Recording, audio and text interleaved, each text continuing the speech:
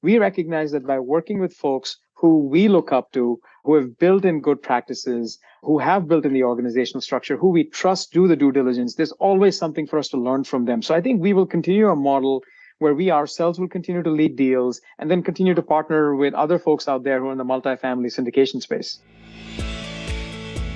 Your network is your net worth.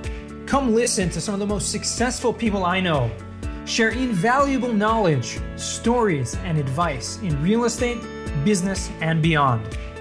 This is Weiss Advice. Whether you want to take your business or personal life to the next level, look no further. Welcome back to another episode of Weiss Advice. I'm your host, Yonah Weiss. As always, it's great to be back, and here we have another incredible guest. Excited to speak today with Dr. Madhu Ramaswamy, all the way out in DC. Excited to hear from you and what you're doing with Falcon Investments. Please, welcome to the show. Tell us how you're doing today. Yono, thank you for having me here. This is truly an honor. I've heard about your podcast. I've heard several episodes. So it's really exciting to actually be here in person, and I'm really looking forward to a fantastic conversation. It's a great day in DC. I was just up in New York, New Jersey, where you're out of. The fall colors were out there. It's stunning. We're getting some of it here as well. All is great. That's wonderful. Awesome. And I prefaced, obviously you're a medical doctor. You got the initials there next to your name. And I know your background is in medicine, but tell me, are you still working in medicine while investing in real estate? How does that work? Sure. So very much so. As a matter of fact, my specialty is critical care, pulmonary critical care, as the specialty is known broadly. So in the pandemic, we were probably the most brutally hit specialty along with emergency medicine, right, infectious diseases, internal medicine, but the sickest COVID patients came to us. So the last 3 years have been the most challenging of my entire career. So I'm very much a practicing physician. I have been involved in real estate investments for a while now, since 2016. And me and my business partner, who's also a practicing physician, he's a surgeon, he's a neurosurgeon. Actually, we were going to be here jointly and surprise you, but then he's actually operating. He's in the operating room on some brain tumor that he's removing. So he's not here, but we're both physicians. We're both practicing full time. And as Falcon Capital continues to grow, I may scale down some, but currently, yes, we do practice. That's awesome. And I always find it very impressive when you have someone who's working full time and also able to not only invest in multifamily real estate, but also have a company where you are bringing other investors along for the ride with you. Tell me about how you got started in real estate. You said you've been investing already back since 2016. I assume you were a doctor practicing physician before that point. So what kind of gave you that push or got you started in that direction? Yeah, sure. No, totally. So I've been practicing. I finished all my advanced training in 2009 in New York and then moved to DC, started working. And honestly, I was doing what everyone does, whether it's healthcare in corporate America, 401k, some stocks, not really paying a whole lot of attention to that sector, just kind of following what traditional sort of advice is. But I had two physician colleagues who started investing in multifamily syndications, and they formed a company and they said, hey, listen, why don't you invest with us? And I invested way back in 2016. Not even fully really understanding the fundamentals of the business. And I honestly didn't pay attention to the returns. They exited out of that first asset that I invested in about 18 to 24 months later. And when I saw the returns, I was surprised. I really was. It was in excess of 24, 25%. And I couldn't believe it because I sat down with my CPA and I said, could you tell me what happened here? And when he mentioned that, I was truly stunned. And then I got more and more interested. And then as I kept investing, I think it just made sense. I learned enough over time where I felt this is something where we can structure deals ourselves, or I can. And that's when I met my business partner and we said, look, we're trying to get to the same place. We're trying to achieve the same goals along with our physician colleagues. So why don't we form Falcon Capital? And that's how the journey went about. That's awesome. And so talk to me about some of these goals, in terms of what are some of the goals as a physician, as someone who is practicing medicine full time and bringing along investors for the ride. Yeah. Why don't we start with that? Just tell us what some of these goals are. Sure. I think all of us who go into medicine, most of us, I should say, truly sort of go into it because it's a very exciting field. It's a challenging field. It's a field where you're interacting with people. You're trying to contribute to not only the health of the patient, but in general, there is a sense of contribution, right? And that's very important. And I think most physicians find that early, even as med students, and we go through residency and fellowship and all of that. But then I think at some point you realize it takes quite a while to get there. I personally trained for between med school, residency, and fellowship, in excess of 10 years, closer to 15 years. And then you sort of get out there and then you start thinking about, what is financial freedom? What does that look to you? When do you get there? So on and so forth. And I think that's the point where you begin to sort of evaluate where things stand. And I think practicing medicine is still incredibly joyful, but one of my main goals at this point in time, and I hear this from other physician colleagues as well, is to gain back a little bit of freedom over their time. We spend the majority of our 20s and most often the early part of our 30s really in hospitals working a ton of hours, Right. sometimes up to 80 hours a week, right? So now you're in your early 30s, you finally gain some control over your time and you really start seeing what's shifting in healthcare in America as well. And you realize that things are getting a little bit more challenging. And I think most physicians, what they want is some more control over their time, being able to maybe set their schedule some. And I think those are the primary drivers for me as well. Those are very valiant, goals. I think the way that you're pushed, as a physician, the amount of hours that you're spending in the early part of your career is, to me, it's crazy, right? But at the same time, so it makes perfect sense that you're going to want to get some of that time back. But what also is very amazing is how, physicians, most people get into medicine because they really care. They really want to help people. This is a need in the world. And, if I can get to that, that's, I can help to basically help people. And then really that's what it comes down to.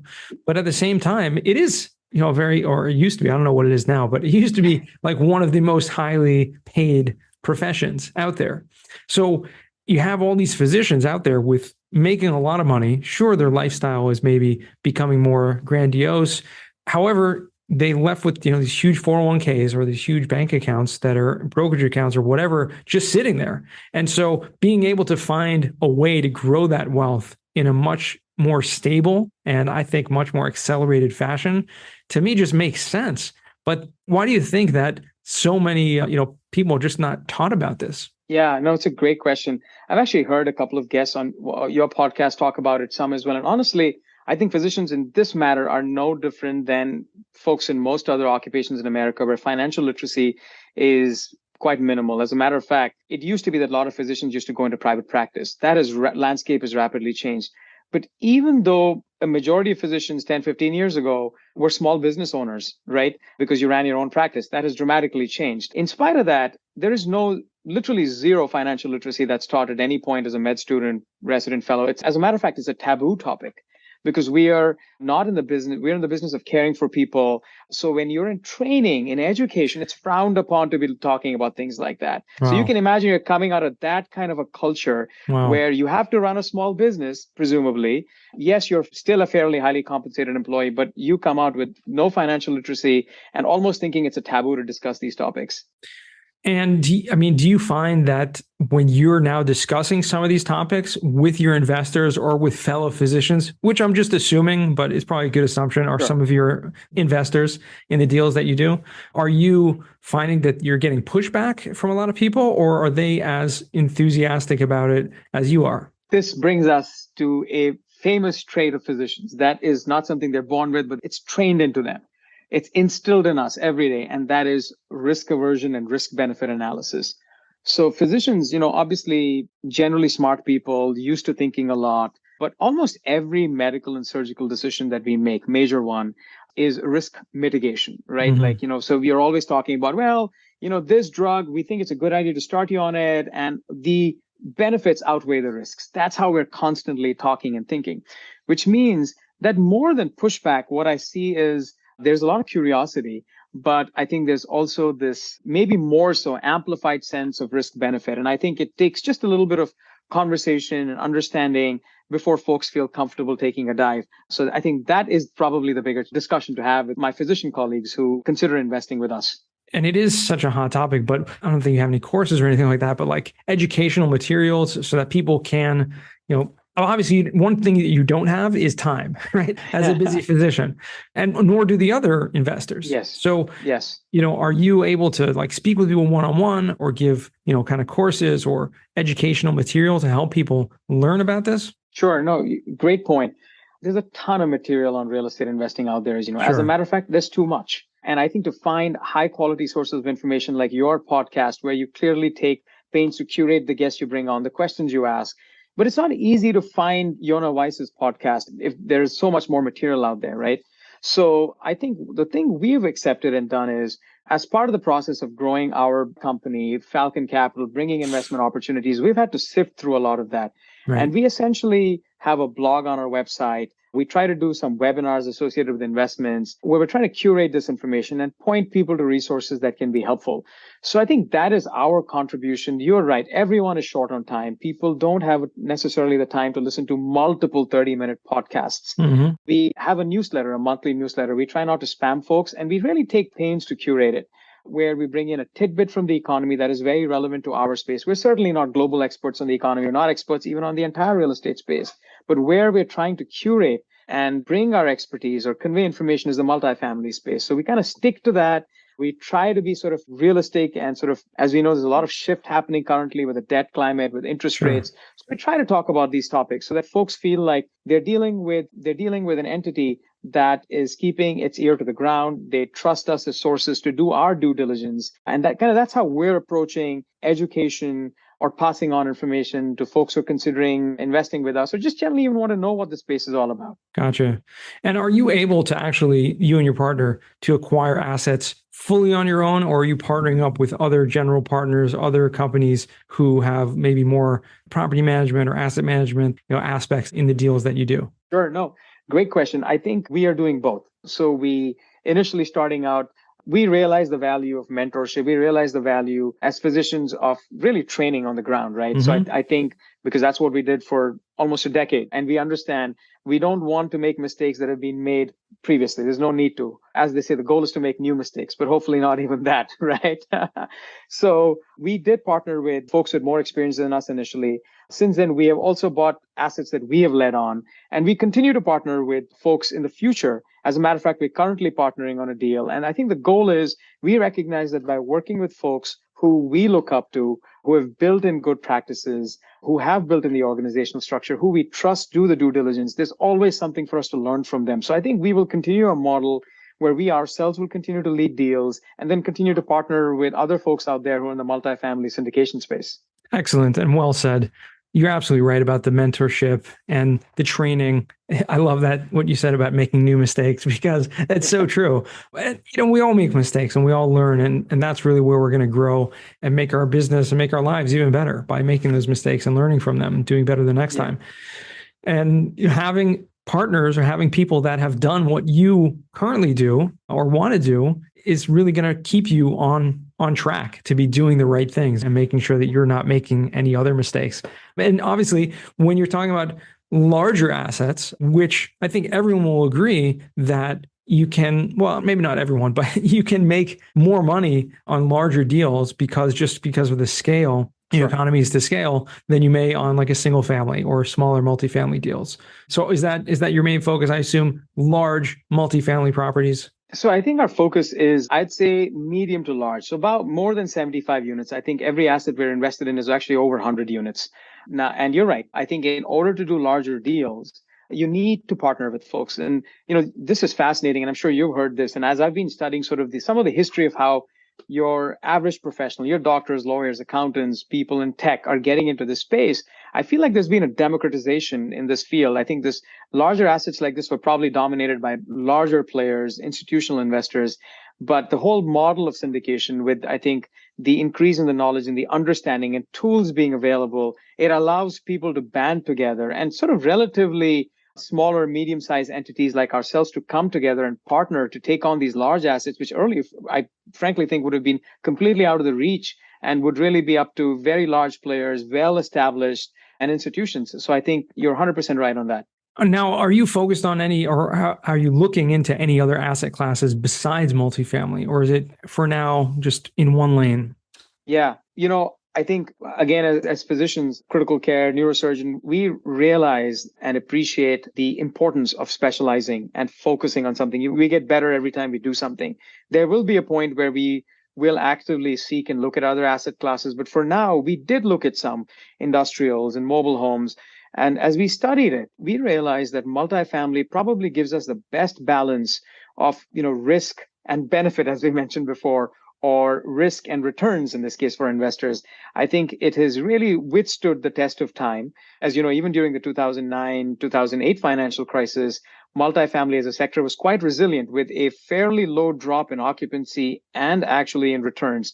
We like that about it. It may not be the most lucrative asset class in real estate, but I think it is a very good blend given the supply shortages that we have in housing, given that America is increasingly becoming a country with the renter pool increasing. All of this makes it, I think, a very resilient and attractive asset class, and we want to stay in it for now. I think this will be the core of what we do.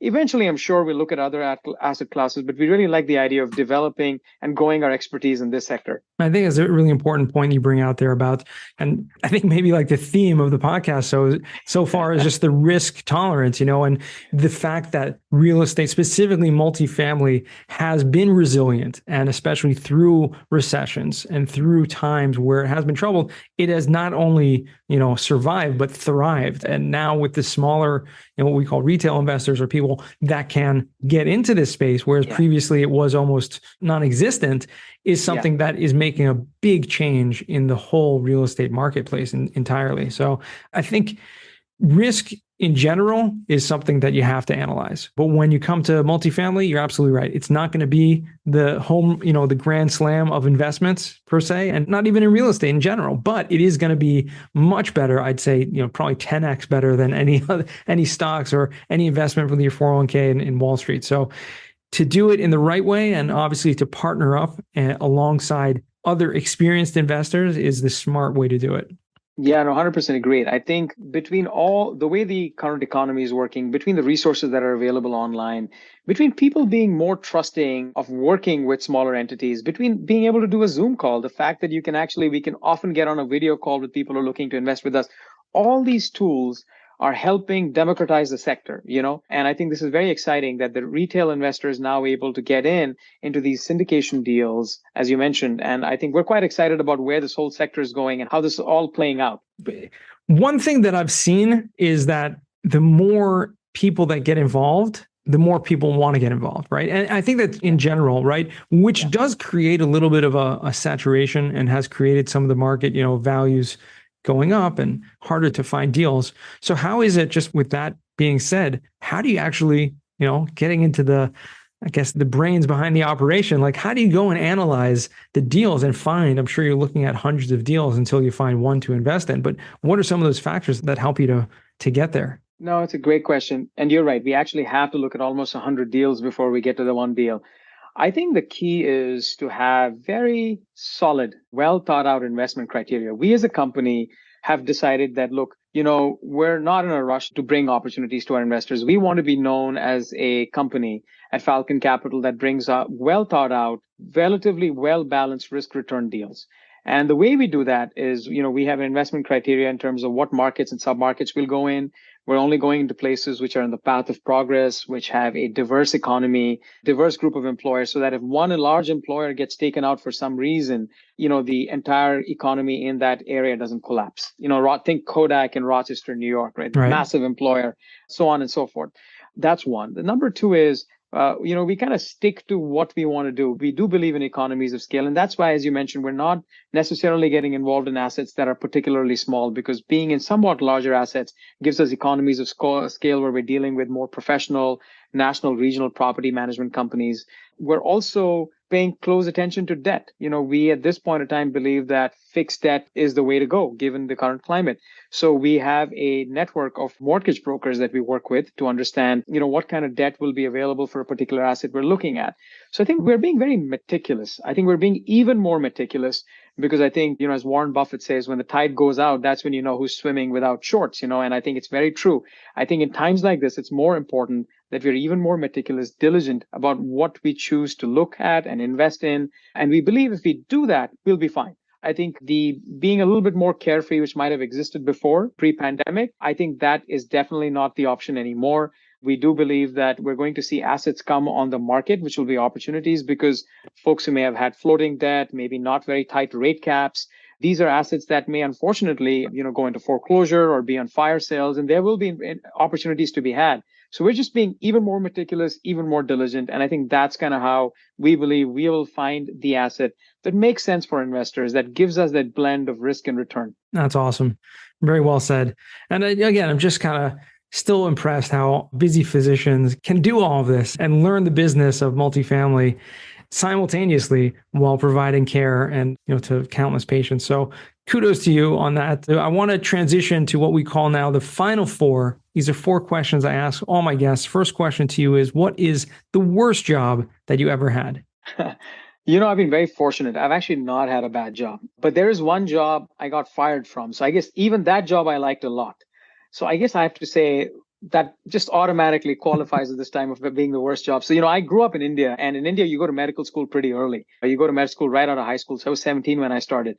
I moved to America right after that, and I was going to transition to residency in internal medicine and fellowship in critical care. But before that, I was a grad student in the School of Public Health. Phenomenal experience in New York. And there was a teaching institution there, a teaching lab, really. So I was a teaching assistant, not in a class like you may have experienced, but more like in a lab where I was assisting professors. This is just one of these classic things where I actually don't know what happened. I was having a great time. I was really enjoying the role. It was a varying bit of things, assisting professors. Like there were music professors who wanted tapes to be digitized. There were other things where I had to write up instructions on how to use a particular software. And, one of the days, like my supervisor called me and said, look, we're not quite happy with what you're doing, and maybe you want to consider this and that. And this is where cultural nuances are so interesting. A whole bunch of things were said to me. What I understood, I still don't know to this day. What they thought they were telling me, I don't know. I think they were just kind of being roundabout in a way. And, India can be a lot more direct sometimes. So I walked away from the meeting thinking, oh, they just want something done a little differently. Sounds good. I heard what it is and I'll do it. No problem. 2 weeks later, they just told me that, sorry, we're not happy with you. We're firing you. And I still remember smiling through that meeting because I didn't even realize they were firing me. So in the whole meeting, and I walked out of the meeting thinking, yeah, I think they fired me. So I was so lost that I'll be honest, I still to this day don't exactly know what went wrong in that job. So I guess that is the worst job I've had. There you go. Well, I would say you're very fortunate and to have that outlook. And I think it really does come down to the outlook. I'm sure there may be some jobs that may be objectively better than others, but sure. But that's great to be fortunate enough to have that. I'm going to ask you, what's a book you've read that's given you a paradigm shift? Yeah. It's such a resounding answer. I think it's Atomic Habits by James Clear, very famous New York Times bestseller. He's kind of known as this behavioral or habit formation expert at this point in time, guru. And really, the book is all about tiny changes, hence the word atomic, being small, where you can make tiny changes in your habits, in your practical, the way you go about your day, which helps you form good habits and also break bad habits. And I think that's been a fantastic book. I've actually got it in all formats. I've got it as an audiobook. I've got it as as an actual physical book on my Kindle. And I really tried rereading it because I glean something from it new every time. So Atomic Habits by James Clear. He also has a great newsletter, one of my favorites. Once a week, it comes out. Fantastic. So yeah, huge fan of that book. Very cool. Awesome. Yeah. And we've had that mentioned on the show before, and definitely we'll put that in the show notes for anyone who wants to check out Atomic Habits. Excellent book. Third question, which is, what's a skill or talent that you would like to learn? And this could be anything. I think I'd like to learn how to ski. And I've tried a few times. It's fascinating. I grew up in India, in southern India. I'd never seen snow till I landed as a grad student in upstate New York. And I was so fascinated by it. Actually, the kids in upstate New York, who like these undergrad college students, couldn't believe I'd never seen snow when they first met me. They're like, what? So the first time it snowed, they took me out. They're like, we want to show you snow angels. We're going to sled down. And it was amazing. So I've tried skiing since then, but I've never made it off the bunny slope. And it's one of my life goals. And it may be as early as this skiing season that I might go and spend a few days at a ski resort and try to do it. Having said that, I know so many physicians who have torn ACLs, ligaments, broken legs. And I'm like, man, I already know too much about what can go wrong. But then the same guys who I meet in the hospital with like a brace, having had surgery to their ACL ligament in the knees, can't wait to get back on the ski slope. And I said, this is crazy. These guys are addicted. So I don't know, but that's a skill I'd like to learn maybe, Yeah. I mean, you would think I guess that's just with the risk tolerance, the benefits outweigh the risk there. Yeah. It seems like it's so exhilarating that I feel like I want to experience that. So I'll see. Maybe if you're talking a little bit, I'll let you know how I made out. Yeah. You'll let us know. Yeah. I know they have the best ever conference out in Colorado every year, which is a very famous real estate conference. A lot of people go out there for the skiing, for the slopes in February. So maybe that might be the time to do it. I'm actually signed up for it. Now that you tell me, maybe that is the time to do it. Okay. There you go. All right. Yeah. Fourth and final question. What does success mean to you? I think we talked about this a little bit earlier, about the freedom of time. And I think it's quite important. And I'll just put it a little bit more in perspective. Once I finished my sort of medical training, one of the things I am so grateful I was able to do, and this was before I got invested in real estate investing, was just kind of to start backpacking. And I was very fortunate. I never really traveled before I was, 30. I left India to come to America, trained, went to some medical conferences in Canada. But I always was this kid who, even growing up in India, just was so curious about the world. I mean, I just loved whatever little book I could get, reading about a foreign country. So I think when I could, I started backpacking, and I just would kind of buy a ticket and just land somewhere, whether it's in Latin America. I've been to the continent of Africa and a few countries, Europe, Asia, of course, which is my home continent. So I've been to about 30 countries, and I've always backpacked low key. And my goal is always to just try a little bit to get underneath the surface of the country, to learn about the people. I've always been very curious about people and their cultures. If I could continue doing that, through my life, I would think that for me would be success. And it's hard to do that on a 5-6 day trip, especially when you don't speak the language, when it's a little bit different culturally. Right. So I think if I had the luxury of time to continue being able to backpack such, take family along, and just kind of just chill and try to get into a little bit to see what makes people tick. What do they like? What are our similarities? Because often similarities are way more than how we're different. And I think I just love that whole experience. And I think to me, in a very personal way, would be success. And, which of course comes from time. Sure. No, that's awesome. I totally relate to that. I've done a little bit of that myself. Definitely enjoy the traveling, but to continue to do that, have the time freedom to do that, and obviously the financial freedom, which I'm sure you've accomplished by now anyways, but to be able to just take off and do that, that would be awesome. So much continued success with that. And finally, Madhu, where can our listeners find you or reach out to you if they want to? Yeah, absolutely. Falcon Capital Investments, LLC, we have a website. It's actually, the domain was taken. So we are falconCapLLC.com. That's our website. My email address, I'm happy to sort of send it to you if you have a way of putting it anywhere. Totally a great way to reach out. I'm happy to set up a call and talk with folks. I'll also send you my partner's information, Amit Goyal. We're both happy to schedule time and talk to folks. But our website's a good place as well. Awesome. Well, we'll make sure to put all that in the show notes.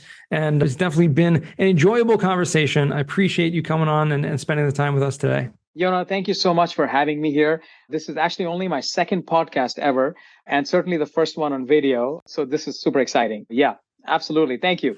Well, you definitely don't sound like it's only been your second, so that's pretty good. You're very comfortable with the topics. You make it very easy. It's super personable. So I get why your podcast, besides being excellent on content, is also just feels very natural, feels fantastic. So it's great to be here. Thank you. Appreciate that. And I want to thank our listeners for joining us all the way to the end once again. Remember, the best advice comes only when you ask. Real quick, I have one question for you. Did you like this episode? If you did, I want to ask you a huge favor. See, the biggest thing that helps this podcast grow and that will spread this message to the whole world is that if you leave a review, a rating, and subscribe to the podcast. What that does is it basically tells the platforms that this podcast is out on is that you like my stuff and I'm doing something right. So take a few seconds out of your day, hit that subscribe button, leave a rating or review. I would be extremely grateful. Also, I want to hear from you guys. So I want to hear some feedback. If you have any questions for future episodes, please find me on LinkedIn, send me a DM, a connection request, Yona Weiss, and I'd love to hear from you.